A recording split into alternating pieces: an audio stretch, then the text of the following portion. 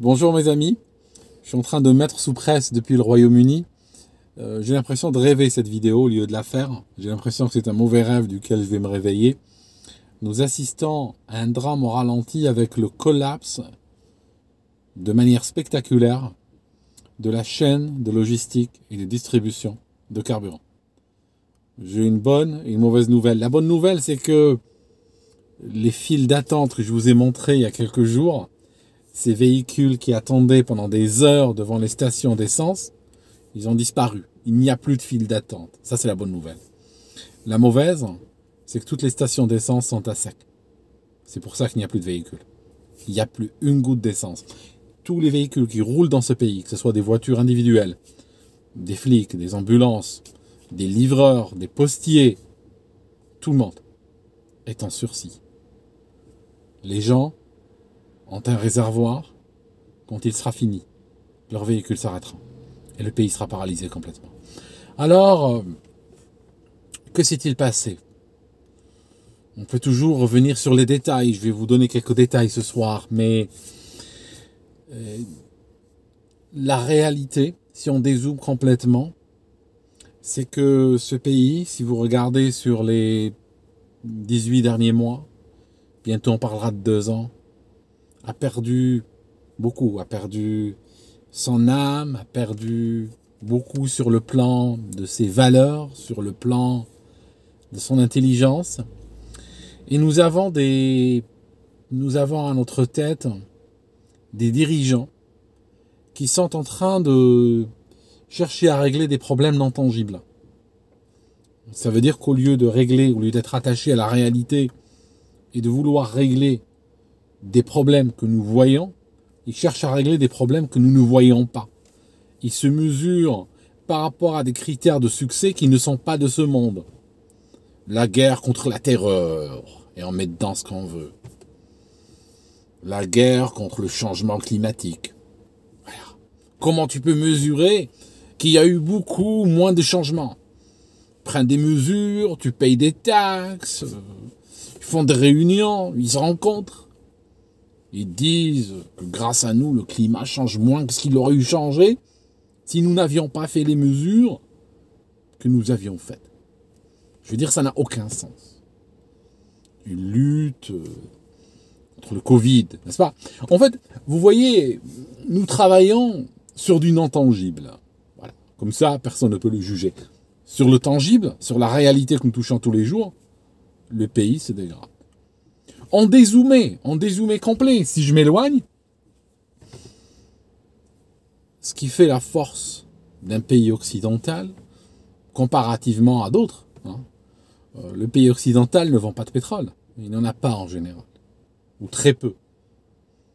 C'est quoi la différence? C'est quoi la différence entre un pays qui va très mal, si vous allez dans des contrées éloignées, et un pays occidental? Pourquoi le pays occidental est riche, alors que d'autres pays qui ont un sous-sol extraordinaire, qui ont une population plus jeune, qui ont des côtes, qui ont plein de choses, n'arrivent pas à s'en sortir? Pourquoi? La différence, c'est à l'intérieur. C'est de l'intérieur que ça vient. Quand on a des pays occidentaux qui arrivent à s'en sortir, c'est parce qu'en général, les gens ont le droit de bouger, les gens ont le droit d'entreprendre, les gens ont le droit d'avoir des idées, les poursuivre, les gens ont le droit de réfléchir, ont le droit de briser l'ordre établi, qu'il soit un ordre basé sur une économie, ou basé sur une philosophie, ou basé sur une politique. Ils ont le droit de briser cet ordre et aller contre. Alors quand l'Occident commence à détruire ces valeurs-là, forcément, il va en payer le prix. Forcément. Dès que tu reviens sur ces valeurs-là, tu vas rejoindre la cohorte de pays qui vont mal, et tu iras même pire qu'eux. Parce qu'en fait, eux au moins, ils ont peut-être un sous-sol riche qui leur permet de vendre des produits bruts comme ça, les mettre dans des camions ou dans des navires, les expédier à l'étranger, recevoir des devises. T'as même pas ça. T'as plus rien. Voilà, donc ça, en dézoomé, c'est ça, notre réalité. Si je vais un peu plus loin, il faut savoir que Le Brexit a été voté en 2016, si je ne m'abuse. Donc depuis 2016, nous savions que l'Union européenne était finie pour nous. Au lieu de prendre le taureau par les cornes, au lieu de se dire, il y a une échéance qui va arriver, il y a eu un référendum, il va falloir maintenant se préparer, il va falloir maintenant faire face aux défis que le Brexit va poser, parce que pendant des décennies, ce pays faisait partie d'une union. Ceci a créé des habitudes, a permis de fonder beaucoup de process et tout ça autour de l'Union européenne. Une fois que tout ceci est retiré, il va falloir le remplacer. Ils n'ont rien fait. Pendant des années, la moitié du pays luttait contre l'autre moitié. On était dans une sorte de guerre de basse intensité où certains cherchaient à provoquer un autre référendum, à annuler le résultat du référendum, à vouloir annuler le Brexit, etc. qui allait arriver. Voilà, le Brexit est arrivé, personne n'était prêt. Mais au-delà, il y a autre chose. C'est que nous sommes un pays qui s'est dopé avec le travail des autres. D'accord? Je vous donne un exemple pour que vous compreniez un petit peu. Nous sommes un pays, je pense beaucoup sont dans ce cycle-là, nous payons des millions à un PDG. Et je ne fais pas du populisme. Nous payons des millions à un PDG. Des grandes entreprises. Nous distribuons des millions à des actionnaires, à des gens qui finalement, bon, ils donnent de l'argent et on leur donne un pourcentage des bénéfices. On distribue des millions pour l'actionnariat. Un footballeur, un joueur de foot, reçoit un salaire d'un demi-million par semaine. Pendant ce temps-là, un conducteur de camion qui travaille à 5 heures du matin sous une pluie glaciale à remplir son camion de tonnes de marchandises qu'il va tirer avec un transporteur de palettes, n'est-ce pas? Et qui va aller distribuer partout. Celui-là, on lui donne 11 livres de l'heure, n'est-ce pas? Voilà, vous comprenez? Et quand il doit prendre son arrêt légal, au bout de 4h30, il est obligé de s'arrêter 45 minutes, minuté. Ben pendant ces 45 minutes, il n'est pas payé. Voilà. Alors on s'est habitué, voilà. On s'est habitué à voler les autres. La valeur, elle va où? Pourquoi les gens qui nous donnent de la valeur, pourquoi des gens qui nous donnent autant de valeur sont si mal payés? Alors il y a deux choses. Soit leur travail n'a aucune valeur, ok? Or là, on voit que leur travail a de la valeur parce que quand ils sont plus là, nous étouffons, d'accord? Ou alors l'autre option, c'est quoi? L'autre option, c'est que nous volons le fruit de leur travail. Et la réalité, c'est ça, c'est que ce pays était devenu accro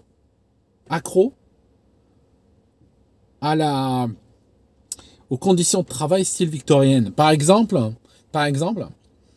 il ramenait de la main-d'œuvre facile, corvéable, pas chère, de pays de l'Est. Genre, j'ai vu un témoignage d'un conducteur de camion. Il disait que à une époque, ça lui rapportait 200 livres sterling par jour de conduire un camion. Après, ils ont commencé à ramener des gens de pays de l'Est, les payer de moins en moins. Et puis, les locaux, on leur disait, bon, si ça t'intéresse pas, tu te casses, c'est tout. Avant de payer 200, maintenant, on va te payer 150. T'acceptes 150, c'est bien. T'acceptes pas 150, il y a quelqu'un qui fait le travail. Après, on leur a dit, bon, c'est plus 150, c'est 120. Après, c'était 100. Et au bout d'un moment, on payait 80 livres la journée. On est passé de 200 à 80. Donc, il y a un dumping sur les salaires. En payant des gens 80 livres la journée au lieu de 200. Et en plus, avec des contrats 0 heure. Ça veut dire que on a une industrie qui a commencé à se dire, bon, on va signer des contrats 0 heure. Alors, ça signifie, le gars arrive, signe un contrat, c'est écrit 0 heure sur le contrat, revenu garanti sur le contrat, 0. Et en fait, bon, voilà, tu signes le contrat, tu vas chez toi. Quand on a besoin de toi, c'est le manager regarde, dit, bon, là, j'ai 3 camions, prend le téléphone, il appelle 3 chauffeurs. Venez rapidement, on a besoin de vous. Ils viennent, si le gars ne répond pas, il appelle un autre. Ils font le travail. Et après, dès qu'ils voient que c'est bon, ça bouge un peu, toi, vous rentrez à la maison. Bye. Et après, les gens sont payés, genre, toi, on te paye 2h45, toi, on te paye 3h50, toi, on te paye 1h30. Et puis, la prochaine fois qu'on t'appelle, ça peut être ce soir, ça peut être demain, ça peut être dans une semaine ou jamais. Donc, on a détruit Le secteur, on a détruit entièrement le secteur. Donc les gens ne voulaient plus travailler. Les locaux voulaient plus travailler, voulaient plus faire ce job. C'était pas possible. Un travail pénible. Et en plus, le problème, c'est que on est devenu un pays extrêmement bureaucratique. C'est-à-dire que si tu veux passer un permis de conduire pour poids lourd, je la fais courte. Donc il faut passer un premier test qui s'appelle Hazard Perception. Voilà, premier test théorique. Tu passes un deuxième test qu'on appelle le test théorique. D'accord? Tu passes un troisième test qui s'appelle le test CPC Case Study. Après, tu vas étudier 35 heures de ce qu'on appelle le CPC et tu dois renouveler ça tous les 5 ans à raison de 35 heures étalées sur 5 ans. Après, tu dois demander une carte tachographique. Après, si tu veux transporter des camions citernes avec de l'essence, tu dois demander ce qu'on appelle un passeport ADR. Tu dois passer une visite médicale. Et en fait, le problème, c'est que, et ça, on le voit sur toutes les professions, c'est qu'on a des professionnels qui passent plus de temps à remplir de la paperasse que de faire leur travail. Si je prends une infirmière qui passe 20%, et je suis gentil, de son travail à taper sur un ordinateur, à remplir des rapports, c'est que toutes les 5 infirmières, j'ai un poste entier d'infirmière qui ne fait que remplir de la paperasse. Pareil pour les conducteurs de camions, je peux dire que pour tous les 3, 4, 5 conducteurs de camions, j'en ai un qui ne conduit pas de camion. La police, c'est pareil à tous les niveaux.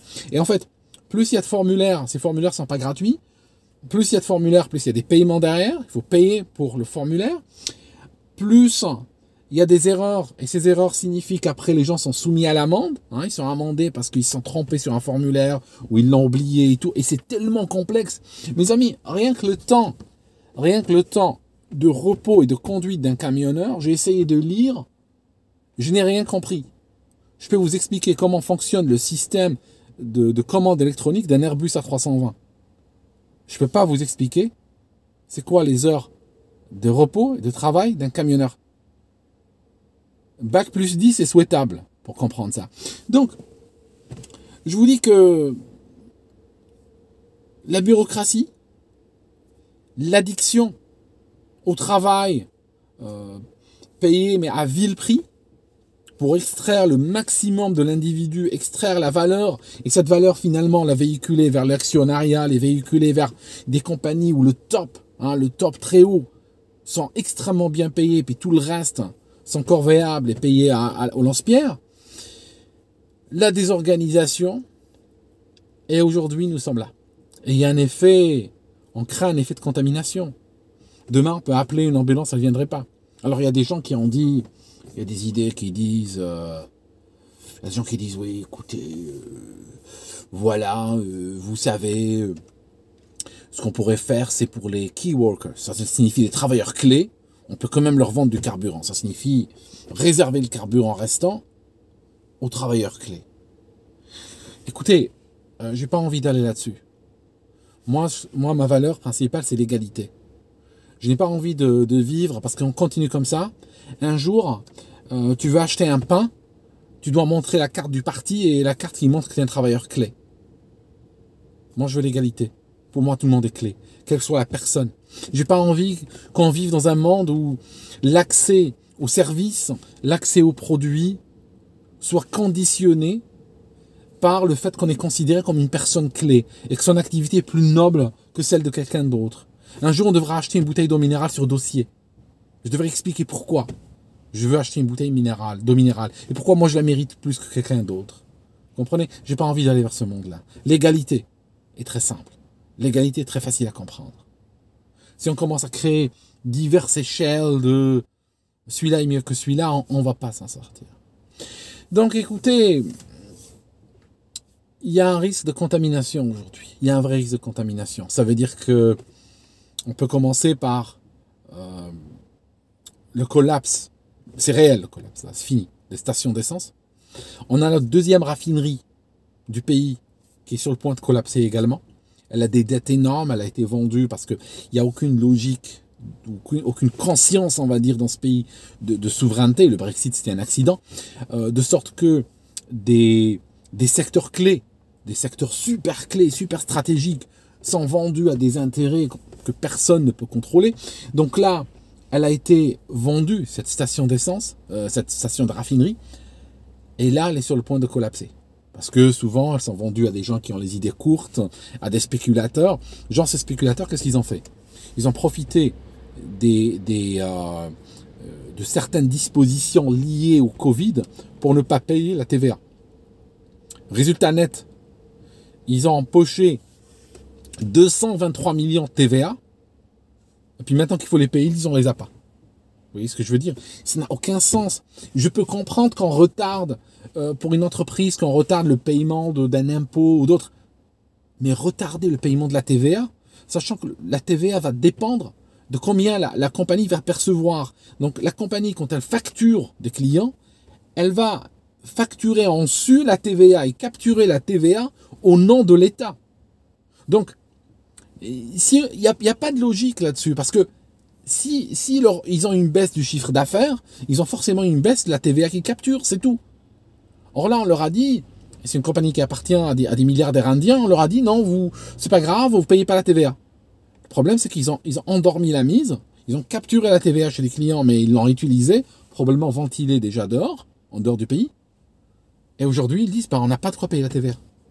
La compagnie risque d'aller en faillite, et bam, risque de contamination aussi, parce que, comme je vous disais, demain, on ne peut plus avoir d'électricité parce que des gens qui réparent les fils électriques n'auront peut-être plus de carburant pour aller sur site. Ils ne pourront pas réparer avec Zoom les fils électriques. On aura plein de professionnels dans tous les métiers qui ne pourront plus aller vers leur travail. Ils ne pourront peut-être plus livrer la bouffe.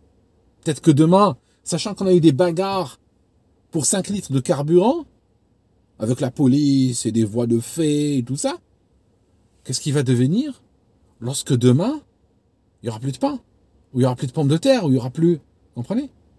Donc réellement, nous sommes en train de vivre... Moi, honnêtement, je ne vous cache pas, je vais vous dire, je pense que nous sommes rentrés dans ce pays dans une logique qui me rappelle un petit peu l'Algérie de mon enfance, où les pénuries vont se succéder les unes aux autres. Ce problème de carburant, j'espère qu'on le réglera. Si on ne le réglera pas, ça va créer... ça va créer un merdier sans nom. Mais même si on le règle, dans 3 mois ou dans 3 semaines ou 2 jours, ça sera un problème avec la farine, ça sera un problème avec, je ne sais pas, avec des pneus, avec n'importe quoi. Nous sommes rentrés dans cette logique. Et honnêtement, à l'époque où j'avais soutenu le Brexit, j'avais une plus grande idée, j'avais une plus grande confiance dans les autorités de ce pays. Je pensais qu'on avait des autorités intelligentes, pragmatiques, visionnaires, qui pourraient surfer, n'est-ce pas, dans ce monde. Je n'ai pas réalisé à quel point j'avais tort, à quel point j'étais loin de la réalité. Donc voilà, donc aujourd'hui nous cherchons à résoudre des problèmes qui ne sont pas de ce monde, n'est-ce pas? Et pendant ce temps-là, tout notre monde réel est en train de collapser autour de nous. Voilà mes amis, je vais arrêter ce moteur parce que j'ai un réservoir et quand il finira, je vais essayer de le faire durer. Quand il atteindra la moitié, le tiers, je vais arrêter d'utiliser la voiture complètement. Je vais la laisser que pour quelque chose d'urgent, genre aller à l'hôpital par exemple.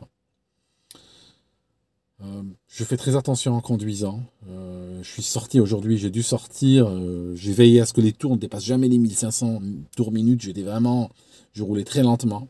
J'étais derrière un camion d'ailleurs qui roulait sur l'autoroute. Et je roulais à 80 km/h. Et devant moi, il y avait une BMW qui faisait exactement la même chose. On était comme ça en file indienne derrière un camion, essayant un petit peu de se protéger du vent relatif et faire durer nos réservoirs respectifs.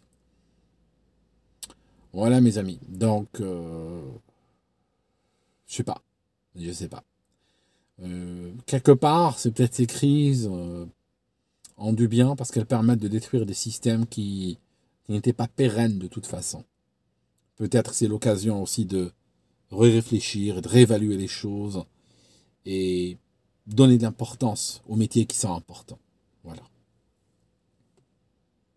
Je sais pas. À bientôt mes amis. Je vais aller voir s'il reste un peu de nourriture au supermarché. On en est là.